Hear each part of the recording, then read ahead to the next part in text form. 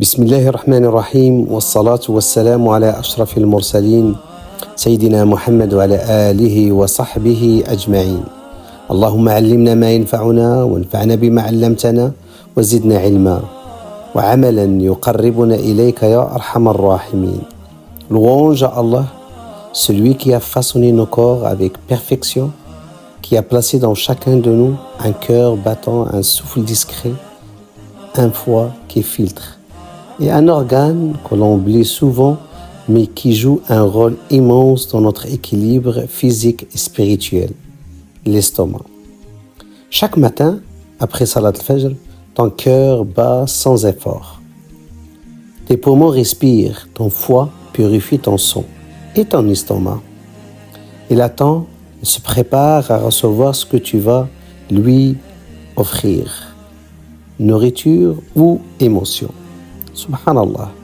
As-tu déjà réfléchi à cet organe discret mais central, situé sous ta cage thoracique du côté gauche, juste derrière tes côtes inférieures? Je suis Abdelhaj Gaougaou, naturopathe, membre de l'association des naturopathes professionnels à Québec et fondateur des cliniques internationales Hijama for All, passionné par la sagesse du corps humain et les secrets de la médecine prophétique. Aujourd'hui, parlons d'un organe souvent négligé, jusqu'au jour où il se manifeste par douleur, lourdeur, acidité, fatigue et même anxiété, c'est l'estomac.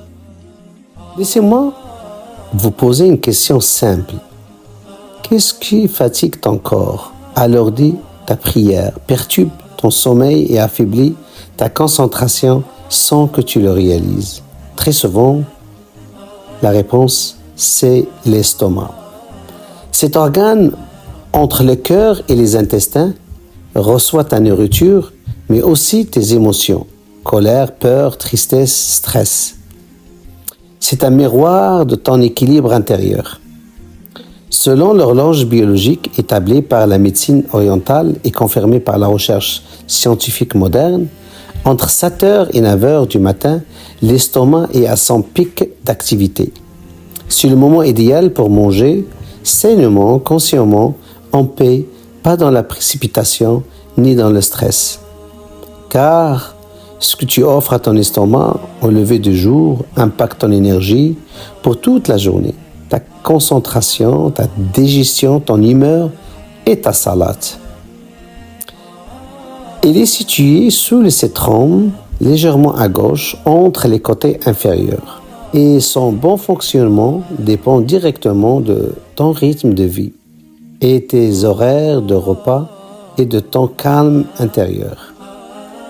Le prophète sallallahu alayhi wa sallam a dit « Le fils d'Adam ne remplit pas de récipient plus dangereux que son estomac. » Et aussi, il a conseillé le tiers pour la nourriture, le tiers pour la boisson et le tiers pour le souffle, rapporté par Ibn Majah.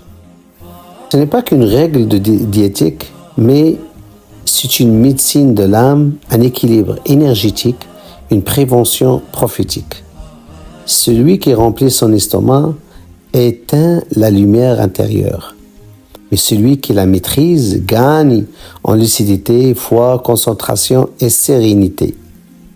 En hijama, on travaille ou bien on traite l'estomac non pas directement, mais en libérant ses connexions nerveuses et énergétiques. Au niveau de l'épigastre, juste au-dessus du nombril, pour la digestion et les brûlures.